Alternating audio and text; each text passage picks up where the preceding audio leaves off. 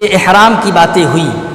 اب ہے طواف. مسجد حرام میں پہنچ کر تلبیہ پڑھنا بند کر دینا ہے. تلبیہ جو پڑھنا شروع کیے تھے، اب مسجد حرام میں آپ پہنچ گئے اور آپ کو تلبیہ پڑھنا بند کر دینا ہے. حجر اسود کے سامنے آ کر اپنا دایاں کندھا ننگا کر لیں گے، اپنے دایاں کندھے کو کھول لیں گے. اسے استوا کہا جاتا ہے. پھر جو حجر اسود ہے، اگر آسانی ہو، لوگوں کی بھیڑ نہ ہو تو منہ سے اسے چوم لیں گے. لیکن اگر لوگوں کی بھیڑ ہو بہت زیادہ تو اسے ہاتھ لگانے کی کوشش کریں گے. اگر اتنا بھی نہیں ہو سکے، ہم بہت دور ہیں، لوگ بہت زیادہ آگے ہیں، تو دائیں ہاتھ سے اس کی طرف اشارہ کر کے زبان سے بسم اللہ اللہ اکبر کہیں گے اور طواف شروع کر دیں گے. میرے بھائیوں، حجر اسود کا ذکر آیا.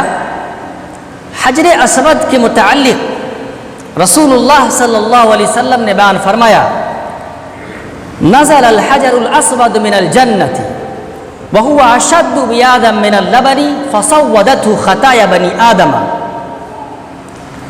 حجر اسود کو جب جنت سے نازل کیا گیا تو وہ دودھ سے بھی زیادہ سفید تھا.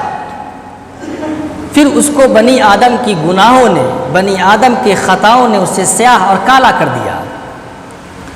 اور حضرت عبداللہ بن عباس رضی اللہ عنہ بیان کرتے ہیں کہ اللہ کی قسم اسے قیامت کے روز اس حال میں اٹھایا جائے گا کہ اس کی 2 آنکھیں ہوں گی جس کے ذریعے سے وہ دیکھے گا، اور ایک زبان ہوگی جس کے ذریعے سے وہ بولے گا، اور ہر ایسے آدمی کے حق میں گواہی دے گا جس نے اس کا حق کے ساتھ استعلام کیا، حق کے ساتھ اسے چوما. تو یہ حجر اسود کے چومنے کا جو مسئلہ ہے، یہ رسول اللہ صلی اللہ علیہ وسلم کی سنت ہے.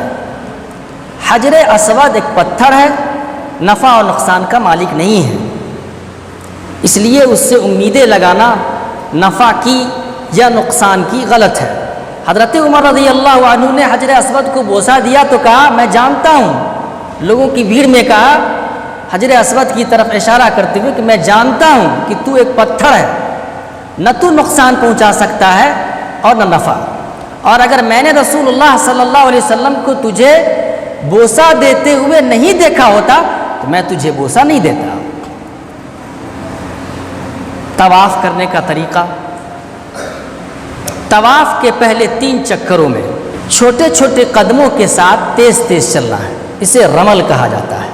پھر 4 چکر عام رفتار میں مکمل کرنی ہے، جیسا کہ رسول اکرم صلی اللہ علیہ وسلم کیا کرتے تھے.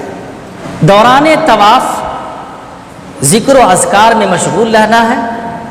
ہر رکن کی کوئی خاص دعا نہیں ہے،